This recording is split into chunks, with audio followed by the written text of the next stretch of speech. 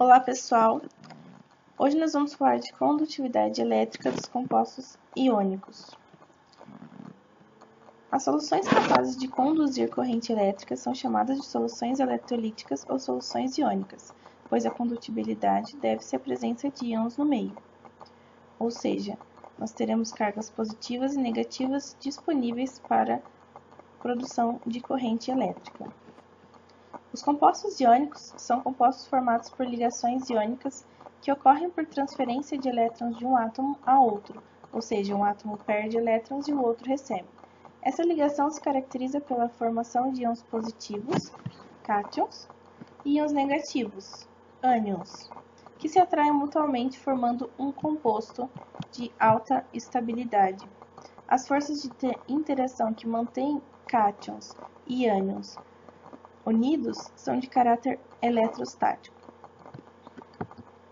Então, nós temos aqui o cloreto de sódio, sendo formado aí pela união do cátion e do seu ânion respectivo.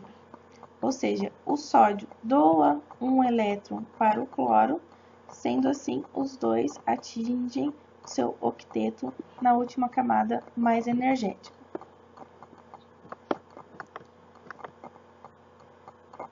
A condutividade elétrica de compostos iônicos se dá quando esses compostos iônicos estão em seu estado dissociado, dissolvido ou seu estado fundido.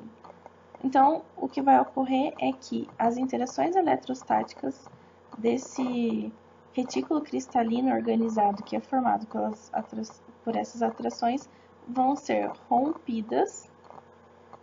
Então, você vai ter a liberação de cátions e ânions no meio, que vão poder, então, conduzir corrente elétrica. Se nós pensarmos em um sistema simples aqui, ao adicionarmos dois eletrodos, um cátodo e um ânodo, aqui dentro de uma solução contendo composto iônico dissociado, esses cátions e ânions que são formados por essa dissociação vão interagir com os eletrodos e produzir, então, corrente elétrica acendendo a nossa lâmpada.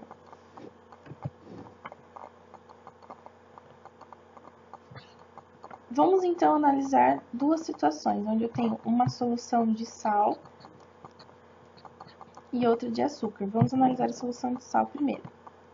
Então, eu adicionei sal aqui em 1 litro de água, vejam aqui o volume, e vou adicionar, então, os nossos eletrodos a essa solução.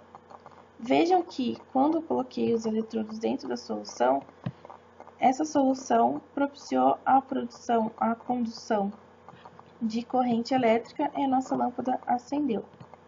Se eu retirar o sal aqui e adicionar esse eletrodo, então, a uma solução de açúcar, eu não consigo observar a mesma coisa.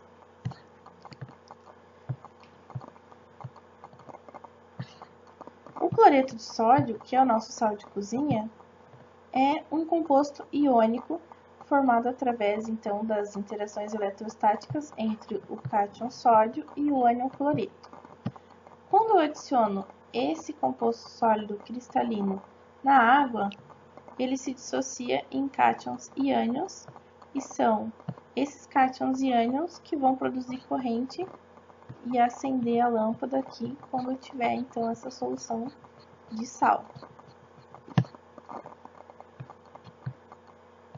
Se eu remover aqui o sal e adicionar a sacarose à água, nós vamos observar que não existe a dissociação da molécula, porque a sacarose não é um composto iônico, então ela não apresenta essas interações eletrostáticas, logo ela vai ser dissolvida, quebrada em moléculas de sacarose menores, mas não vai se dissociar formando cargas positivas e negativas.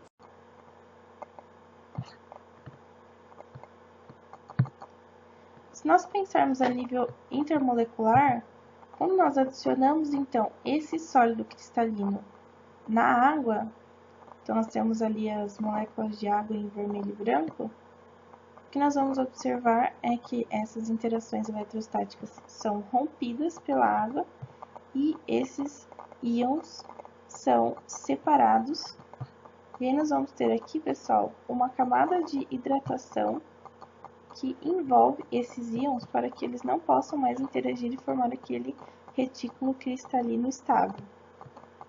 O que acontece é que a água é uma molécula polar que possui densidade de cargas parciais positivas e negativas.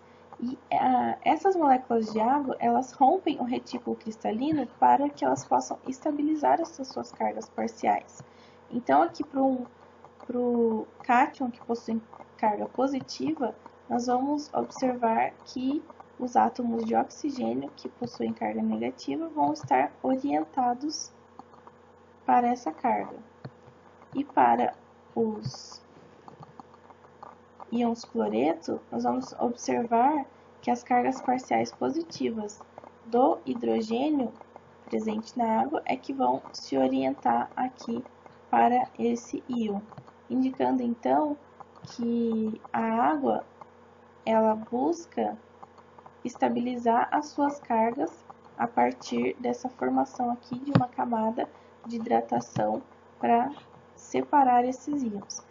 Então, você tem agora cargas dissociadas, um composto iônico dissociado em cátions e ânions que possuem aí essas cargas positivas e negativas que estão disponíveis para interagirem com os eletrodos positivo e negativo do nosso sistema e produzir corrente.